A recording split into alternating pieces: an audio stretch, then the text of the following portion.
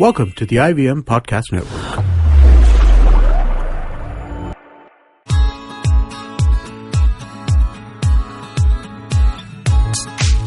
Hey everyone, thank you so much for tuning in yet again for our first episode of the new year of the Stylogram podcast, where we talk about what's hot and what's not, what to stash and what to trash, and how to look seamlessly glamorous through the day to the night. To help us discuss these things further, we have with us celebrity makeup artist Elton Fernandez, who's going to give us the most amazing tips and tricks on how to look gorgeous at all times. Let's not waste any more time and jump straight into our interview. Hi Elton, thank you so much for joining us today. How do you feel? I've got this stuffy nose right now, so I hope you guys feel good. Tell us the truth, you're a little sleepy as well. I'm very sleepy. I haven't woken up yet. I was very late to this interview. I'm so sorry. No, not at all. Okay, so Elton, you have a very colourful and glorious past.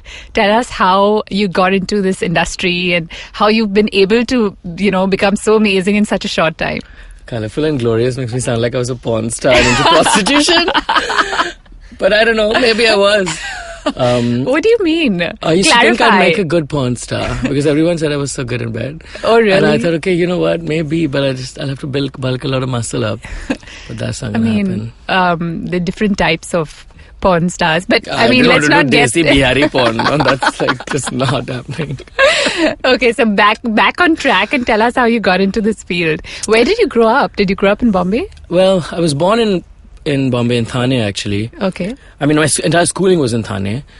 And then I went to Hyderabad after my 10th because the Gulf War was happening and my father lost his job in the UAE at that point. Okay. So, unlike my uncles, he chose to come back ASAP and overnight without anything but a briefcase because otherwise he would have had to be a refugee in a camp like my uncles were. Oh, wow, really? Yeah, so he literally had to come down with nothing. So It was a big shift for the family. So we had to go from doing, living well to really subsidizing. And wait, how old were you then? I was in the 8th standard, so I don't know, maybe 10. Oh my God, that must have been hard. For my mom, we don't know any better. We're kids, right? We don't know the quality of life as such. Yeah. But from living comfortably in Bombay, we had to go sell this house and be able to live well. So we went to Hyderabad, which is where my father's family were. And then just start afresh. So I lived there for 12 years, finished my college and all of that. And I happened to have, I used to paint oil on canvas, but as a hobby, not trained and not very good at it. But like birthday gifts and things would be great to paint little things for your friends. Like ceramics and No, on canvas. On canvas only. Little things. Not complicated. And you just decided to start painting. Yeah, and then I met a hairdresser and a makeup artist friend of mine called Sachin Dakoji in Hyderabad. And he happened to have been painting a friend's sister's face at that time when I walked into his house. Oh, like painting or like doing makeup. I say painting because for me that was, I'm still a painter. So then I said, this looks nice and everything. He said, why don't you complete the other half of the face? So he did half and then he guided me through the second half. So he taught you how to do this? Yeah, he said to me that it's like painting on canvas, which you do, except that the canvas talks back. And for me, that line was so interesting. That's such a powerful line. It drew me in, exactly. That was the line that drew me in. And I said, what more could you want, right? Because I like to communicate with what I was doing, but it doesn't talk back. Yeah, but so this was also a while back, right? You must have been, very young? 14 and a half years 14 and a half years. And I think at that point, the whole makeup industry was still quite new and, nascent, very nascent. And people weren't really ready to spend money on professionals. Yeah, they were still using really thick base. Yeah. And that's how he had, taught me at that time. So but then you just decided to take this field on after that. Yeah, and he never really trained me as he was a friend guiding me, giving me books and telling me, go buy this and there's a sale here, go buy that makeup or whatever. Okay. And this was just your interest and you just took this forward on your own. Yeah, it was a hobby and it became a career. Oh, wow, that's amazing. So you don't, for our listeners who want to maybe get into this field, you don't think it's necessary to study it? It's not necessary, but it's ideal. Yeah. If you have a good training for a couple months. I wouldn't say spend years, it's a waste of money. Yeah. Because all they teach you beauty schools is rules. Yeah. So then you have to unlearn unnecessary rules. Oh, really? What do you mean by rules?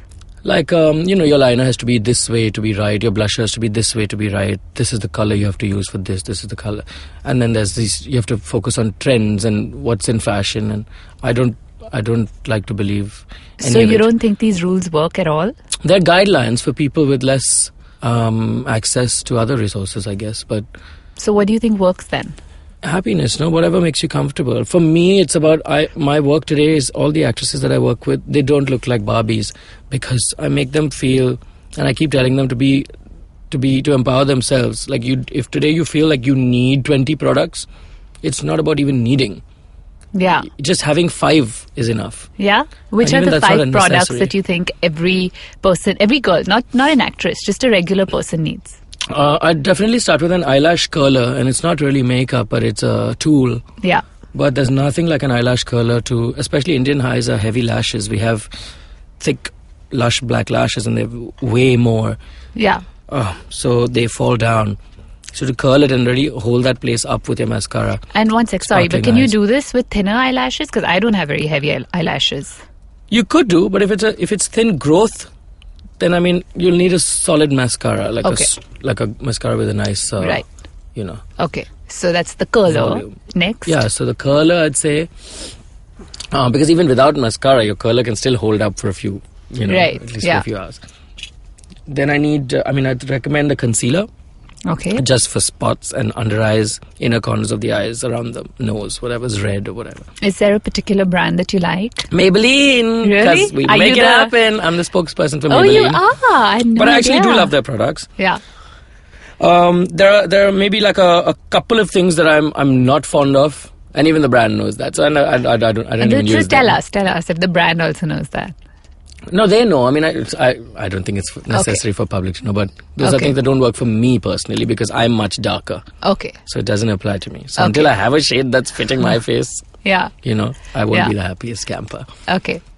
So then next, what are the other things? Concealer, lash curler. Then we've got a lip and a cheek stain.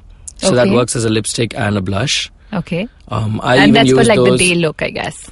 No, even at night. It could be a deeper color, like a plum. Okay. But these are just absolute basics for women who don't like to look dolled up. Yeah. You just want some quick, convenient in a little pouch on your bag. Yeah. Like that. So I'd say a lip and a cheek stain for color. I even use that under the eyes, on the eyelids sometimes. Aditi Rao Hydari, you can see it. I always put that red lip stain under her eyes. She has that like rose tinted sort of like it's very fragile, vulnerable very, very looking. Feminine. Yeah. Yeah, wow. Raw skin. So we cheat that, of course. Oh, really? Because she looks like she has fabulous skin. She has fantastic skin. Like it's literally, it looks transparent like water. Yeah, and she does. She's blue-blooded. But to give it that lushness, it has to come from cosmetics. Instead of making it cakey, I guess. No, I wouldn't say cakey. Just to make it look lush. Like it's had a spa day. Yeah. Especially, I guess, for like post-sex celebrities. Sex. A post-sex skin. I was like, what? The makeup is post-sex sex. That's even better, isn't it? That's actually better than post-sex. But I wouldn't know. I'm a virgin like Salman Khan. Oh, really? It's true. Okay, that's what we'll stick to. But, so tell me, what do you think is, still missing in the beauty industry in India right now? Confidence of our own race and ethnicity. Still, you think? Yeah, absolutely. Everybody wants to be fairer. Yeah, that's true. We have like a colonial hangover. I've had actresses not call me for work because I make them look a shade darker. But why would you make them look a shade darker? Because it photographs nicer. It hides marks and scars. Really? But think of this wall of having a white stain or a stain. If you're going to put white paint on it, you're still going to see that black coming through. You have to go closer to the black for you to conceal that mark. Really? I've never heard of that. Because I feel like most of the times people choose a shade, one shade lighter, right? Well, when I'm saying white and black, it's really making it very easy for you because there's no greys in between. Yeah. But when you consider color, they're all greys. Yeah. On a grey scale, all color has a different weight. Yeah. So it becomes complicated. What's your favorite skin tone? Brown.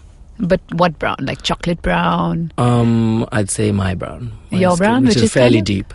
It's not very deep. It's like wheatish, I would say. No. For a guy? On an Indian guy, so you put me next to a wheatish. Caucasian, I'll be as good as, as dark as you can get. Yeah. So that's what I say. But I'm talking about Indian. About Indian men, you're fine. You're wheatish. No, I'd say I'm dark and I'm proudly dark. I like it. It's my favorite skin tone. Yeah? I understand Even on women? Best. Yeah, I understand color best. And where do you think the international beauty industry is ahead of us? Just in terms of exposure and, they come from a land of privilege in a sort, isn't it? White people. So they've never been made to feel like they were lacking in any way.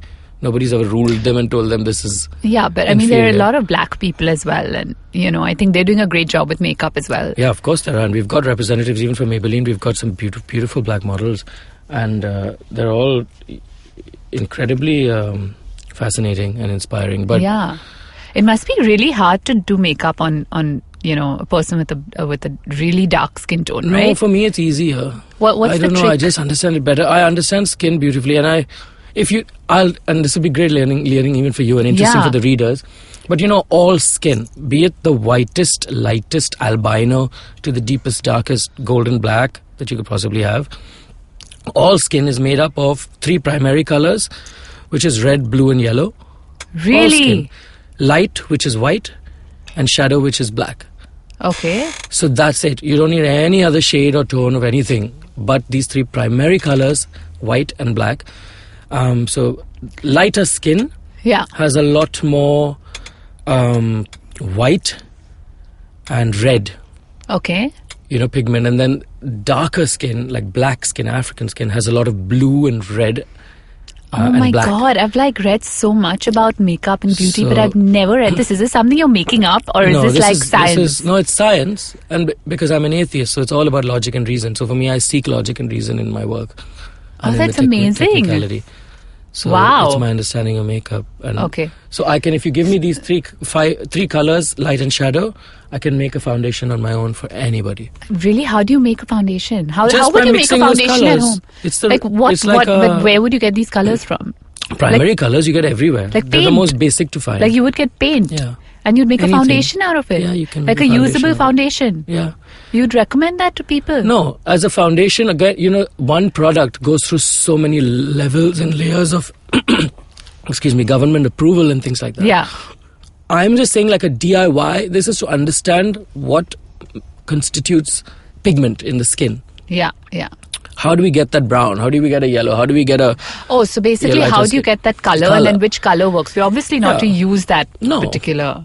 Okay. No, not to use. So I guess you absorbed all this information and knowledge growing up and then became this amazing artist. Reading a lot, I guess, and teaching yourself pretty much. Yeah. And then you came back to Bombay. And then I came out to my parents as a homosexual, and I chose to leave home. How old were you? After a point, I was 21 when I came out and 23 when I left home. Did you always know though? Yeah. Yeah? I mean, I was in denial. It's a hard phase of life. Yeah. So if you see, there are photos of me. I've done throwback photos on my Instagram and stuff. Where I look like a typical, you can find me in like Orlim or something, like Catholic colony boy, You might still look like that, Elton. I'm a more refined version of myself. Now you're more refined. Yeah. Okay. But no, okay, so what made you decide to come out? I guess it's just my personality type. Just who Some you people were. just get married and live in the silence. Exactly. And how did your parents take it? My mom is still a born again. She's a born again faith healer now. Ever since. Wow. Okay. She's a very liberal, jiving, short permed hair, dresses, going out in her heels to dance. Really? Now she's a sari clad, Bible thumping. Oh my God! Wow. So we don't have a functional relationship. Oh, you don't? Not at all. No. Oh. It's a dead relationship. It's just hopefully formality and obligation. Life is long, but at least they accepted it and all of that. And no, what is acceptance? What is acceptance? And what is your version of love? And what is your version of maternal love? Yeah. I will never hold her. I don't hate my parents at all. I love them. I love my mother. Yeah. But I don't have to love everything about someone, right? So there are things that are up for improvement, and I constantly take feedback. I can improve. I can't change things that are natural about me. Right. I feel like it's a lot harder for parents of the previous generation to accept it, but I think now in our generation, it people are a lot more accepting, and I think it's also a lot of it stems from exposure. Ignorance. Exactly, right? Ignorance is common. Yeah, it's more commonplace than you think, and the lack of common sense is so. It really is so. Even when I talk to people, it's just ignorance. That's it. Yeah. No one means... And that's why I don't hate on them, and that's why I don't blame... I don't blame her... They just come from a different era, you know? Exactly. I don't blame her for not understanding, but I blame her for not considering. Yeah. And also don't unconditionally accepting, right? Whatever. Yeah, like love. Love should be like that. It's very idealistic, may not no, be but for your child, possible. I mean, that's probably what you would For accept. me, lover, child, same thing. Yeah, love is love. I mean, how can you... yeah. Whether it's even to my friend, I'm Yeah. not wavering in my Yeah. loyalty and my love. Yeah. But, I mean, I do feel that, gay men are definitely more creative, and you'll definitely see them a lot more in the beauty industry. And internationally, I think they've been so accepted and loved. And I was just, you must have heard of, I can't remember the person's name, but a young 19-year-old gay boy who was the first cover girl of the... Yes, Andrea or something. Andrea something, and like I saw him on a show, and he started doing makeup for himself, and he's got millions of followers, and I think that's amazing that the world is moving towards that. But I think, I mean, again, it's compartmentalization to me. To tell me that I'm only good at an artistic side of a job, I can be very good at business. No, I can be very well. Of course, I mean, we have enough. It's just our faculties are more developed. Aesthetic is a little more refined. I don't know why they say you don't spend all that time in the closet for nothing. So your clothes are better. That's true. But I think, I Why are you not laughing? You're so hilarious. I can't find myself funny. That's just the funniest line I've heard, anyways. But for my understanding of sexuality is so much more complex. Do you think it's helped your, what you do? How? Like my mother and my sister got married 2 weeks ago, so my parents were all visiting, and it was odd because I don't like to see people in my house, even if they're, family. So it was in your odd house, having like everybody. they were at your house. Okay. Yeah, staying with me in Bandra, and my brother, his wife, his kid, my mom, and my dad, and we ended up having a big fight, of course. Oh no! So the goodbye was like, I'm walking out. Started off lovely and all of that, and then she's. Anywho, this is just me venting. Sorry, but that's fine.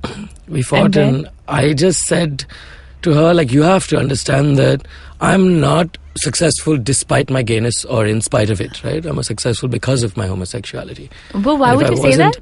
How do you think it's impacted you in your career in such a big way? Yeah, absolutely. And I am very Freudian in my understanding of life, and I think everything boils down to sex and your sexual fruition as a human being.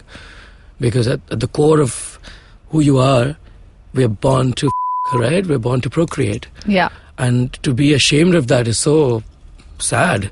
It's the most basic human instinct. Right. So, and to be punished and to be condemned for who you choose to do it with, as long as there's consent, it's an issue for me that I think we've created for ourselves and society creates for itself. Yeah, I think it's just society that's become like that. Yeah. But what I was asking was, how do you think it's impacted your career? Because we're all an extension of our mind and how much we allow ourselves to assimilate. So for me, I'm constantly ever evolving. At least I'd like to keep it like that. I think you probably also have a deeper understanding of I feel like a lot of homosexuals are much more sensitive. They're much more they are definitely much more broad-minded. There's no two ways about it. They're a lot more accepting. And I think those things, when you just broaden your horizons and you can accept something if you can accept something which is what people think is not normal, and I think that when it translates to work can be something very exceptional and very beautiful. Yeah, perhaps. But that's how I look at it. Yeah, but again, I don't see. There are horrible gay people in this world, and there's horrible people. The most homophobia. I've never met any, by the way. I've never met any horrible. Yeah, because gay we're all people. Fun and nice on the outside. Oh, really? Right, but we're all human. Wow, that's a revelation. We're all human, but I'll say it like this: the most homophobic reactions that the community faces is more from the inside than the outside.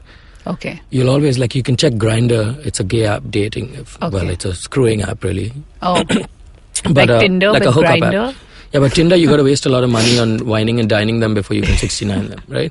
On Grindr, you can just say, "Come over." Is there really an app called Grindr? Yeah, come over in 5. Oh my god. So. Really? And that's the purpose of this app? It's beautiful. It's great. It's only for gay people? Yeah. Wow. Gay men. Wow. And I think lesbians have fined her.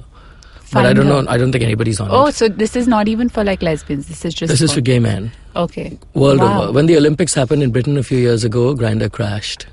Wow. Most sports people are gay and no one knows that. Yeah, I guess... so that's what I'm saying. Everybody's everywhere. everybody's everywhere. You can't, by boxing everybody and putting us in, labels. Yeah, so why would you think the CoverGirl magazine was boxing? Did you mean it like that?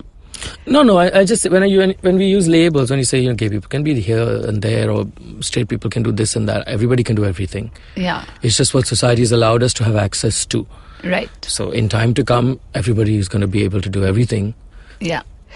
So what do you think, Elton, sets you apart from the rest out there, the other makeup artists? Because there are quite a few now, and I think you're one of the, you're definitely in the top league. So what's your USP? That I'm funny and sweet. Yeah, and you're a people's person. No, I know that I'm a nice guy. I'm a good human being. Do you think that helps at work, though? Yeah. Yeah, for me, in the long run. I'm not here for the short haul. Yeah. So. And I guess your industry is also very relationship based, right? Like if there's a click with somebody, then it just stays, and then they want to work with you. Yeah, for sure. And it's word of mouth. Yeah, absolutely. But it's, for me. So how did you get into like Bollywood? And you decided not to do brides and stuff like that, right? I do all of it. I do all of it as well. But what do you enjoy more? I enjoy brides and ads and fashion. Is there a lot of work, ads and stuff? I mean, I've heard it's really long hours. I love it. I can be working 20 hours non-stop. Yeah, you're a workaholic? When I love what I do. Yeah. And how did you get into Bollywood? Onir, the director, he's an award-winning director. He directed I Am, Bas Ek Pal, all of these nice movies. And so I Am was my first film. When I was in Hyderabad, I was working at Google then, and I remember we didn't have Facebook and all. We had Orkut. Okay, Orkut. Yeah, I remember this. So there was a photographer and a model that I'd done a shoot with in Hyderabad. Excuse my throat. And Onir happened to like these photos on Orkut of a shoot that I'd done. And so he wrote to everybody that comprised the team and said, great job and la-di-da. And if you ever come to Bombay, then I'd love to work with you. And it was really nice and encouraging.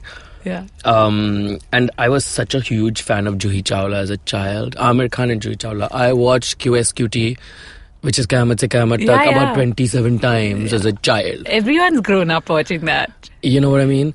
So this is an epic movie. Yeah, I was like, oh, he works with Juhi. I mean, I've got to hit him up.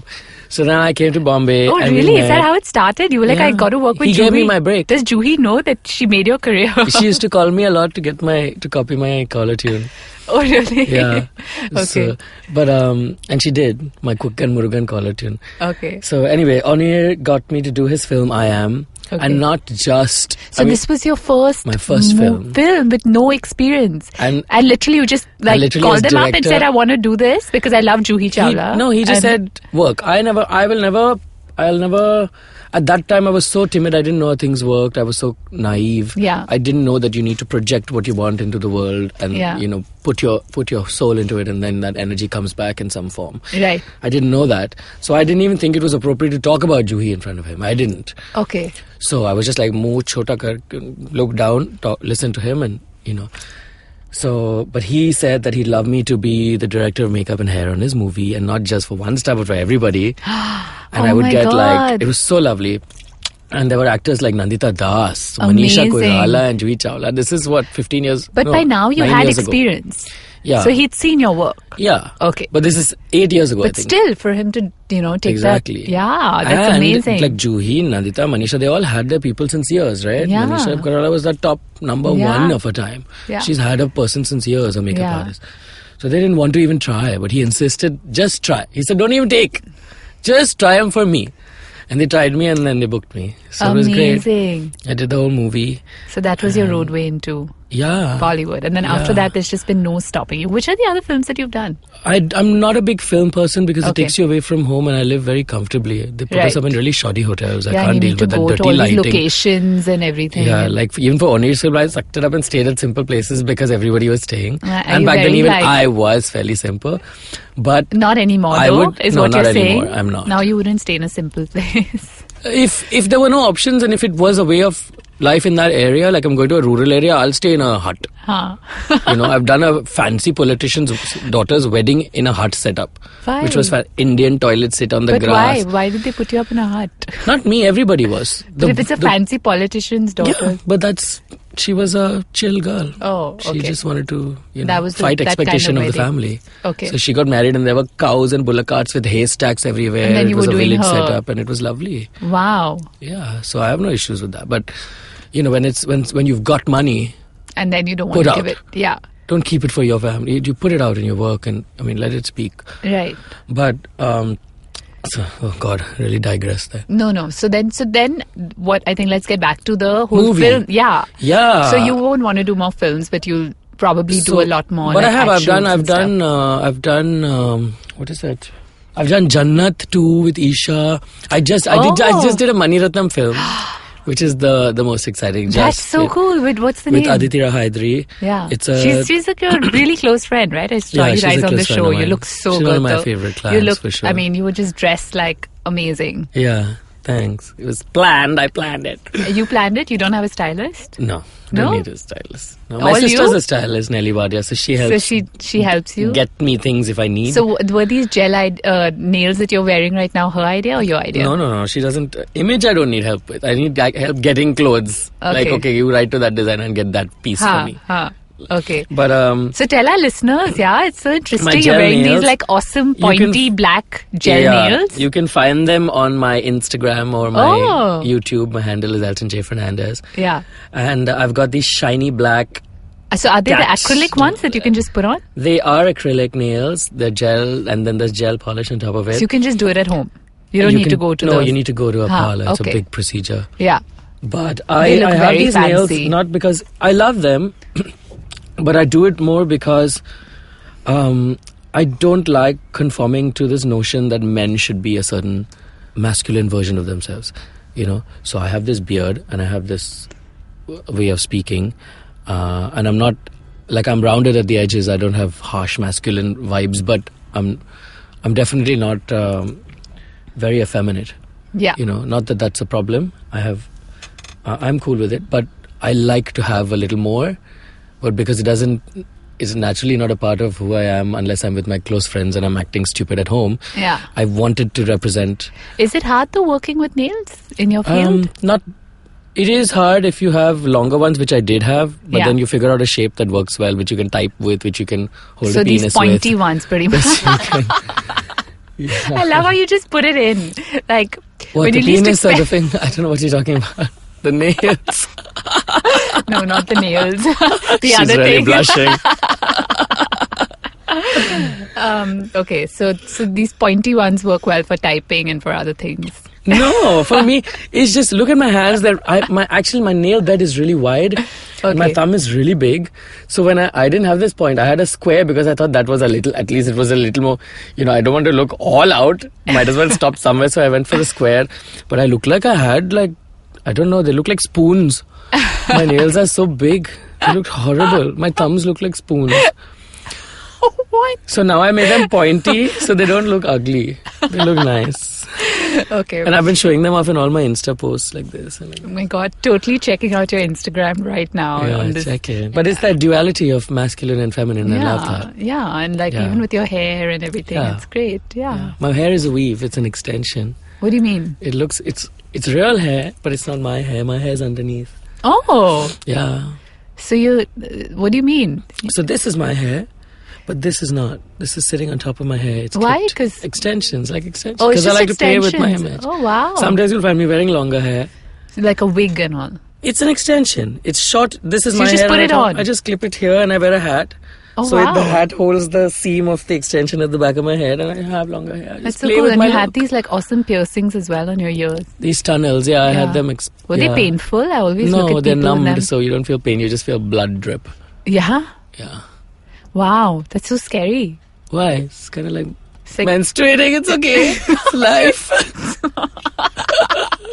Without all the drama, of course. Listen. The problems of it. How long does the bleeding last? Not 5 days. But and only once. Not every month. No, but I went twice because you can't just go and just make A size to Z size. You know what I mean? You have to, the ring sizer, when you buy a ring, like an engagement ring, a wedding ring, you have a ring sizer, like a cone that they measure the size of the ring with. Huh. So they have a sizer like that. That cone is inserted into a tiny, even I had a regular earring hole before chota sa.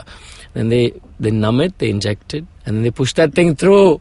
So it Painful, just expands your Would ear you hole. recommend it? Yeah. Yeah? If you're into this kind of thing. But if I go any bigger, then I look like, Then you look like one of those tribal women, like which I don't mind. That I don't mind. I don't know. That like hanging ears, beautiful. Now I can't handle that. No, but I want my ear to go back when I remove these things. Which they do. They'll contract and the hole will shut. Checked. Yeah. Okay. I hope you enjoyed this interview. This was our part 1. Catch up next week with us to hear the part 2 with Elton Fernandez giving us tons of tips and tricks. You can stay in touch with us on Facebook at Stylogram Official and on Instagram at Stylogram_official. You can also subscribe to us on iTunes, SoundCloud or Audioboom. See you soon. Our podcasts bring all the boys to the yard, and damn right, they're better than yours. But you don't need to stand outside in the yard. Just follow IVM Podcasts on Facebook, Twitter and Instagram. We might be on Tinder too. Just go ahead and swipe right.